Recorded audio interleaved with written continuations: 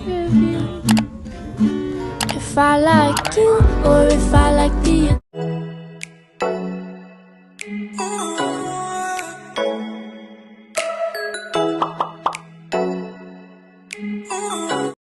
Bismillahirrahmanirrahim. Assalamualaikum warahmatullahi wabarakatuh. Alhamdulillahirabbil alamin wa bihi nasta'in ala umurid dunya waddin wa ala alihi wa sahbihi ajma'in, amma ba'du. Pertama-tama, marilah kita panjatkan puji syukur kepada Allah Subhanahu wa taala yang masih memberi kita nikmat yang banyak, sehingga dengan nikmat-nikmat itu kita masih bisa melaksanakan perintahnya dengan baik. Sholawat serta salam semoga selalu tercurah limpahan kepada junjungan kita, yakni Nabi besar Muhammad SAW, yang dengan perjuangan beliaulah dan para sahabatnya kita bisa merasakan manisnya iman dan indahnya Islam. Tidak lupa keluarganya, para sahabatnya, dan juga pada para pengikutnya hingga akhir zaman kelak. Teman-teman yang dirahmati oleh Allah, pada kesempatan yang berbahagia ini, saya akan menyampaikan sedikit ceramah yang berjudul Menggapai Cita-Cita yang Membawa Berkah. Setiap manusia menginginkan untuk menjadi lebih baik dan memiliki sesuatu yang baik adalah fitrah yang diberikan Allah Subhanahu wa taala kepada manusia. Setiap hal yang diinginkan pasti akan terpintas di dalam pikiran manusia. Akan tetapi, kita harus ingat bahwa keinginan tersebut jangan sampai hanya membuat kita berangan-angan, bahkan membuang-buang waktu. Dalam surah An-Nisa ayat 119 dituliskan bahwa setan berjanji kepada Allah untuk terus menggoda manusia, salah satunya dengan membuat mereka berangan-angan kosong, sehingga manusia lalai terhadap perintah Allah. Berangan-angan hanya akan membuang waktu, dan hal tersebut merupakan salah satu bentuk godaan setan untuk menyesatkan manusia.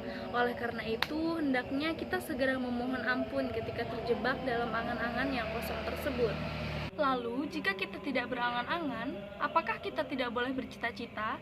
Tentu saja tidak demikian, karena berangan-angan atau berhayal berbeda dengan bercita-cita. Cita-cita adalah hal yang dimiliki oleh semua orang, terutama orang yang memiliki pandangan hidup ke depan.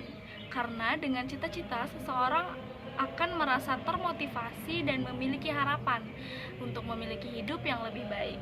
Cita-cita membuat kita melihat ke depan dan merencanakan sesuatu, yang berarti kita melakukan ikhtiar ataupun usaha agar kita dapat mencapai keinginan tersebut.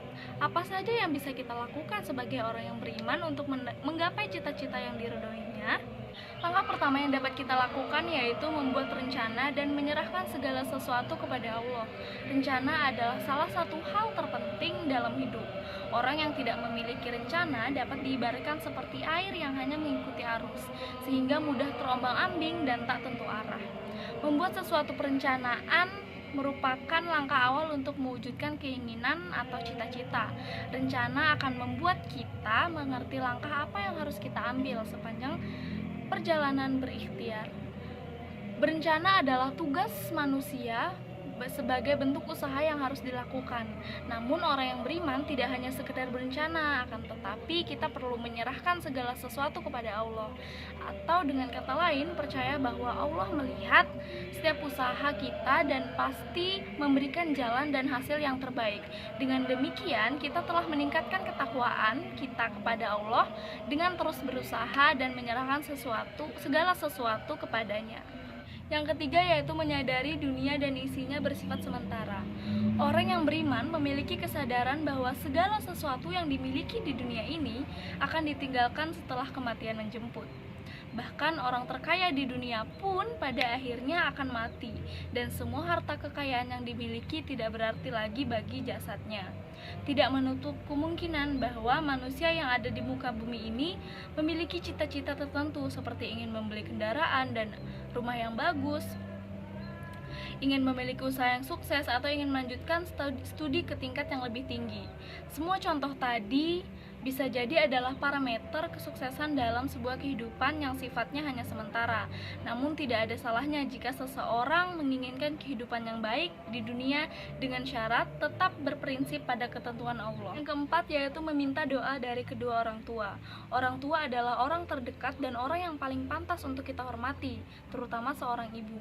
Keridhaan Allah juga tidak akan terlepas dari keridhaan orang tua, sehingga sudah sepatutnya kita selalu menjalin komunikasi dan dan memberitahu kedua orang tua kita mengenai hal-hal yang akan kita rencanakan dan usahakan untuk kedepannya. Doa dari orang tua adalah salah satu kunci keberhasilan seseorang. Oleh karena itu, jangan pernah berjalan sendirian dan melupakan jasa-jasa mereka. Jika kita menanyakan balasan apa yang ingin mereka peroleh dari segala upaya dan jerih payah mereka selama mengurus dan membesarkan kita, maka mereka tidak akan menjawab untuk diberi materi dan lain sebagainya. Namun, hal yang sangat mereka inginkan adalah anak yang dibesarkan menjadi orang yang sukses dan bermanfaat bagi orang yang banyak, serta menjadi anak yang dapat menambah perkembangan kebaikan dan menyelamatkan mereka di dunia akhirat nanti. Teman-teman sekalian, itulah tadi 4 kunci untuk kita menggapai cita-cita yang berkah. Memiliki berbagai cita-cita adalah cerminan seseorang yang memiliki pandangan hidup ke depan dan punya keinginan untuk menjadi lebih baik. Sebagai makhluk yang diciptakan oleh Allah, sudah selayaknya kita menyerahkan segala bentuk usaha kita kepada Allah dan meniatkan semua hal yang kita lakukan di jalan yang benar dan hanya karena Allah. Sekian dari saya, mohon maaf jika banyak kesalahan. Wabillahi taufiq wal hidayah. Wassalamualaikum warahmatullahi wabarakatuh.